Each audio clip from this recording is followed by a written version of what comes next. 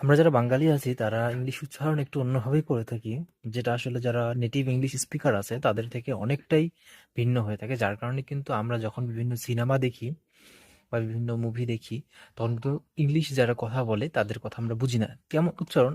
আমরা ৩ টা ওয়ার্ড এখানে লিখেছি। ৩ টা ওয়ার্ড হলো, একটা হচ্ছে আমরা যেভাবে উচ্চারণ করি সেটা হচ্ছে এডুকেশন, পটেনশিয়াল, মালয়েশিয়া। তো উচ্চারণগুলো আমরা মূলত এভাবে করি, কিন্তু ইংলিশ উচ্চারণ এইটা না। ইংলিশ উচ্চারণ কোনটা হবে? যে ইডিইউ, এডু বলি, এটা এডু হবে না, এজু। এজু সিয়াকাই, এজুকেশন, এজুকেশন। পটেনশিয়াল বলি আমরা, কিন্তু ইংরেজিতে কোনো শিয়াল নাই। ইংরেজিতে আছে শল, পোটেনশল, পোটেনশল, অ্যাসেনশল।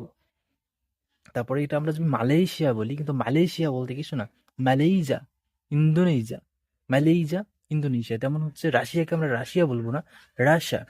ধন্যবাদ সবাইকে।